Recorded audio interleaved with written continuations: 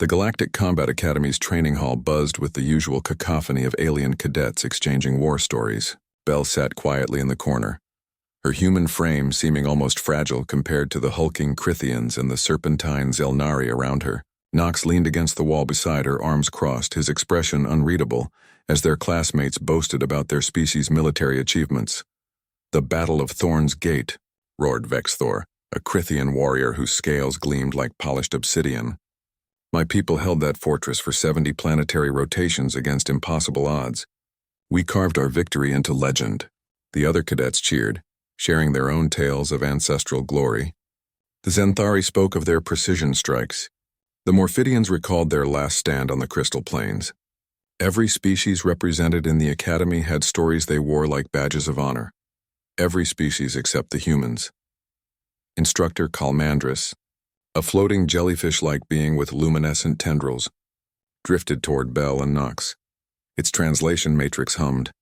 "Curious," it said, its voice resonating in everyone's neural implants. The humans remained silent. "In the 3 cycles since your species joined the Galactic Coalition, you have participated in 17 conflicts.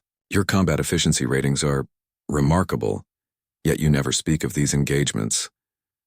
Belle shifted uncomfortably. Nox's jaw tightened almost imperceptibly. "Is it modesty?" Calamandris continued, genuine curiosity rippling through its gelatinous form. "Cultural taboo? Surely humanity has victories worth celebrating." The training hall fell silent. All eyes turned to the 2 humans. Belle exchanged a glance with Nox. They'd known this question would come eventually. It always did. "We prefer not to discuss it, Instructor," Belle said carefully, her voice steady but quiet. "But why?" pressed Vexthor, his massive head tilting. "We have reviewed your combat recordings for tactical study. Your species fights with creativity and adaptability that surpasses most Coalition members. The engagement at Kepler 442b alone should be taught as a masterwork of asymmetric warfare." Nox finally spoke, his tone flat. "It's classified." "Classified?" Calamandris's tendrils flickered with confusion. "By whom?" "Your military command has shared all necessary tactical data with the Academy. There are no operational secrets regarding past conflicts." "It's not that kind of classified," Belle said softly. The instructor floated closer. "Then what kind?" Nox pushed off from the wall, standing to his full height, still shorter than most aliens in the room. But something in his posture made several cadets step back instinctively. "You want to know why we don't boast?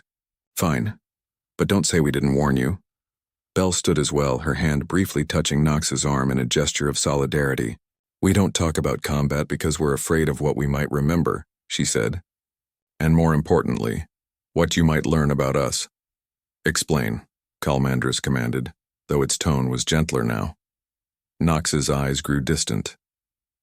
"Before humanity joined the Coalition, we spent 10,000 years fighting ourselves. We had no aliens to battle, no external enemies, so we perfected the art of killing each other. We created weapons that could end our entire species in hours. We developed tactics so brutal that we established laws trying to limit how we could murder our own kind. Every human culture has a word for what we do best," Belle continued, her voice barely above a whisper. "War, Krieg, Guerra, Yud, Senso, thousands of languages. And every single one has multiple words for organized violence because it's woven into our history like a thread through fabric." Vexthor snorted. "Many species have internal conflicts before achieving space travel. This is not unique."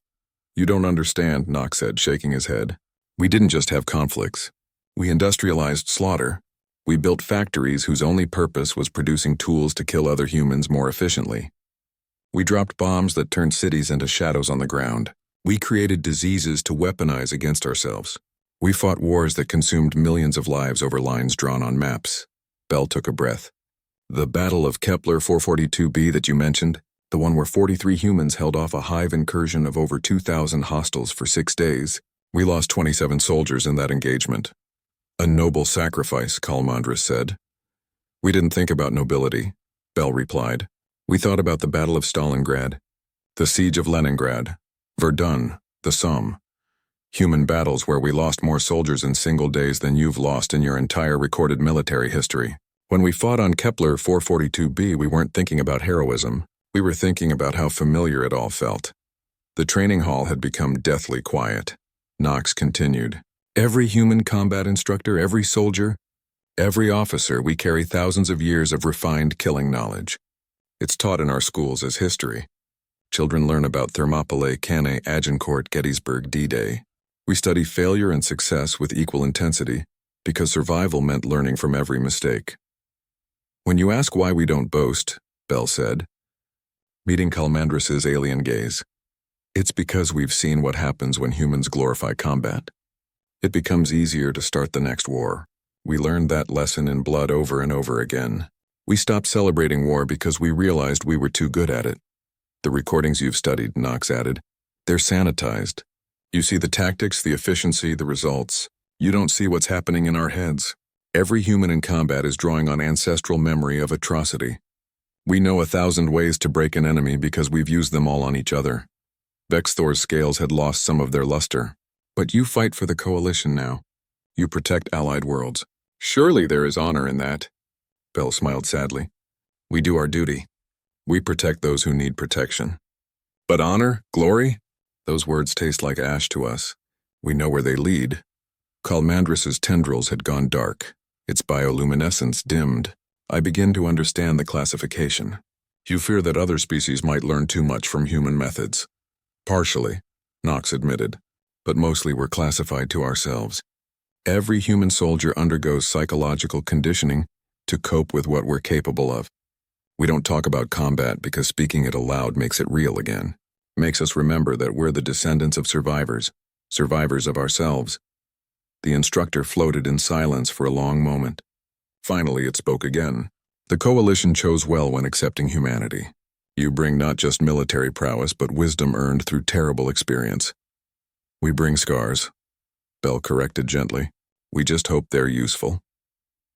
As Calmandris drifted away to resume the lesson, the other cadets no longer looked at Bell and Knox with curiosity or competitive pride.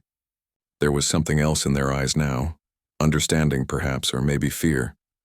Knox and Bell returned to their corner, sitting once more in comfortable silence. They didn't need to speak. They both knew the truth that lay beneath every word they'd shared. Humans didn't boast about combat because deep down, in the quiet spaces where ancient memories lived, they remembered enjoying it far too much. And that, more than any tactical data, would forever remain classified.